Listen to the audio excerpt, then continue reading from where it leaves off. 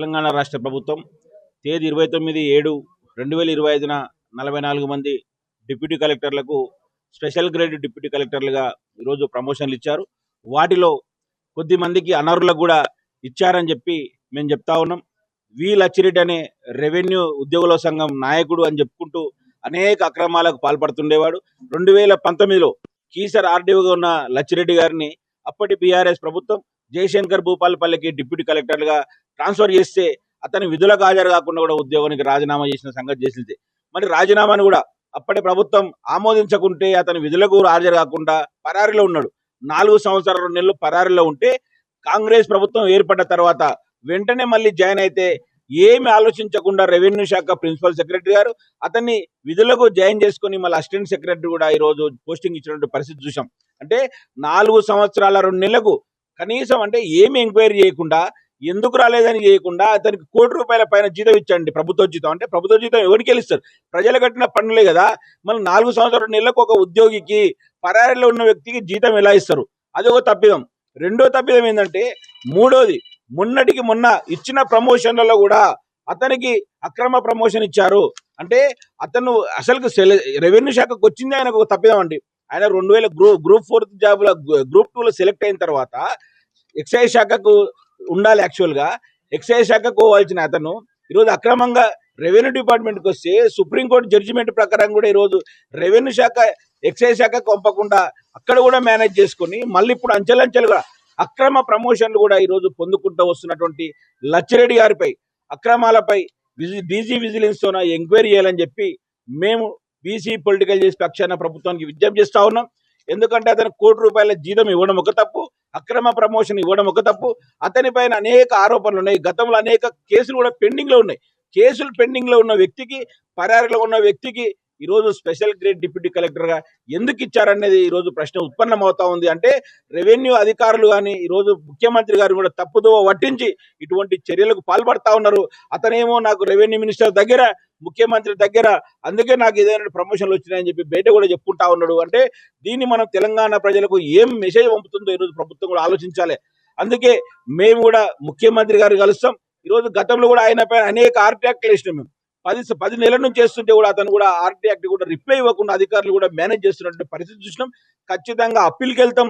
అతన్ని ఇంటికి పంపించే వరకు ఈరోజు బీసీ పొలిటికల్ చేసి అవిశ్రాంతంగా పోరాటం చేస్తుంది. ఒకవేళ ప్రభుత్వం స్పందించకుంటే హైకోర్టులో కూడా కేసు దాఖలు చేసి ఆయన ప్రమోషన్ కూడా రివర్షన్ చేయాలి. అదేవిధంగా మొన్న ఇచ్చిన ప్రమోషన్లో కూడా అర్హులకు చాలా మంది కూడా అన్యాయం జరిగింది. అందుకే వాటిపైన ప్రభుత్వం పునరాలోచించి మళ్ళీ ఎంక్వైరీ చేసి ఈరోజు అర్హులకు న్యాయం చేసి అక్రమార్కులకు ఈరోజు చర్యలు తీసుకోవాలని చెప్పి బీసీ పొలిటికల్ తరఫున మేము ప్రభుత్వానికి విజ్ఞప్తి చేస్తా ఉన్నాం.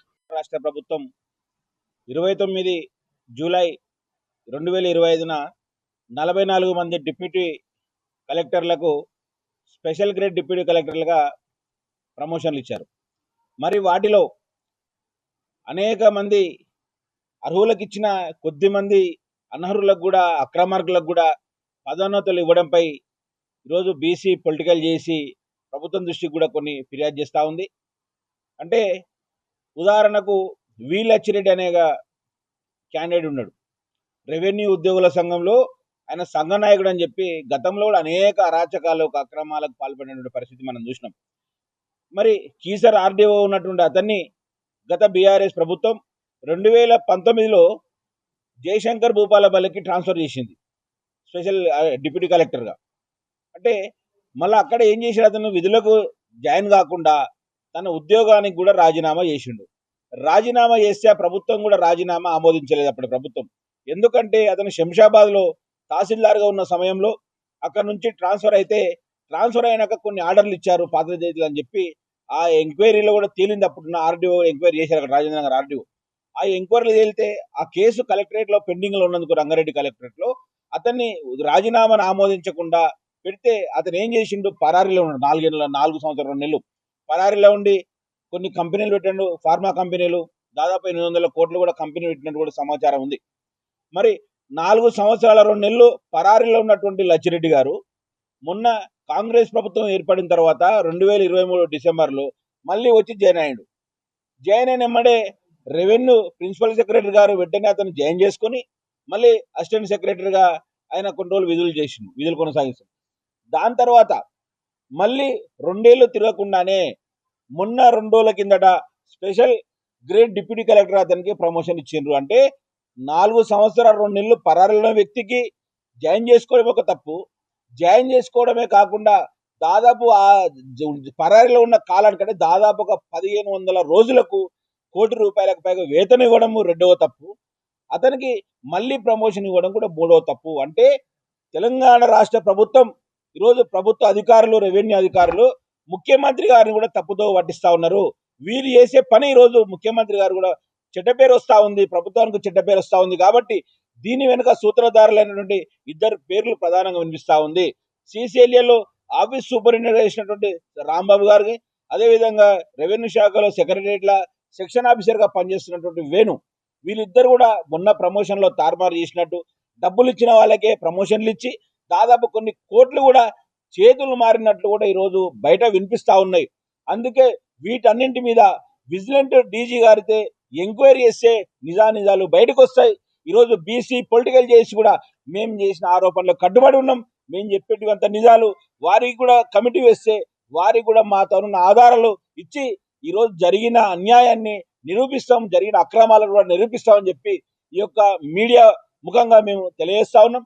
అందుకే వి లచ్చిరెడ్డి కూడా గతంలో ఈ రంగారెడ్డి, తర్వాత హైదరాబాద్, మేడ్చల్ తదితర ప్రాంతాల తహసీల్దార్లు కూడా బెదిరిస్తూ నాకు సీఎం గారి దగ్గర, రెవెన్యూ మినిస్టర్ గారి దగ్గర అని చెప్పుకుంటూ వాళ్ళని భయపెడుతూ అనేక అక్రమాలకు పాల్పడమే కాకుండా రియల్ ఎస్టేట్ దందా కూడా ఈరోజు అక్రమంగా ఏదైతే చేస్తా ఉన్నటువంటి పరిస్థితి చూస్తాం. అంటే ఒక అధికారి ఎన్ని వందల కోట్లకు పడగలెత్తిండు, ఒక అధికారికి 10 కాలానికి రోజులు రాకుండా జీతం ఇస్తారు, ఒక అధికారికి అక్రమంగా ప్రమోషన్ ఇస్తే ఈరోజు తెలంగాణ సమాజానికి ప్రభుత్వం ఏ విధమైన ఈరోజు మెసేజ్ ఇస్తా ఉందో ఒక్కసారి అందరూ చేసుకోవాలి, గమనిస్తా ఉన్నారు. కాబట్టి ఇటువంటి అవినీతి అక్రమ అధికారి పైన వెంటనే విచారణ చేసి అతను సస్పెండ్ చేసి కూడా విచారణ చేయాలి. ఎందుకంటే అతను సస్పెండ్ చేస్తేనే విచారణ చేస్తే నిజాలు బయటకు వస్తాయి. కాబట్టి ఒకవేళ ప్రభుత్వ అధికారులు ఇదే విధంగా తాత్సారం చేస్తే ఖచ్చితంగా హైకోర్టు కూడా వెళ్ళి అతని ఇంటికి పంపించే వరకు ఈరోజు బీసీ పొలిటికల్ చేసి పోరాటం చేస్తుంది. గతంలో మేము 10 నెలల నుంచి జనవరి నుంచి ఆర్టీఐకి అడుగుతున్నాం. సమాచార హక్కు చట్టం కింద ఆయన మన ఇన్ని రోజులు సెలవు ఉన్నాడు కదా, దానికి ఎందుకు వేతనం ఇచ్చారు, ఆయన ఏం చేసిందంటే గవర్నమెంట్ దగ్గర ఆన్సర్ లేదంట, మా దగ్గర సమాచారం లేదని తప్పించుకుంటున్నారు. సిసిఎల్ఎల్ రెవెన్యూ శాఖలో ఈయన కొద్ది మేనేజ్ చేసి ఆయన సమాచారం ఇవ్వకుండా కూడా అడ్డుకుంటున్నారు. కానీ ఎన్ని రోజులు అడ్డుకోలేడు. ఖచ్చితంగా ఈ యొక్క లచ్చిరెడ్డి లుచ్చావతారాలపై ఖచ్చితంగా త్వరలోనే ఈరోజు పబ్లిక్ ముందు అన్ని ఆధారాలతో బయట పెడతాం, అధికారులకు ఇస్తాం, ఆయనని ఇంటికి పంపించే వరకు ఈరోజు పోరాటం చేస్తామని చెప్పి ఈ సందర్భంగా తెలియజేస్తా ఉన్నాం.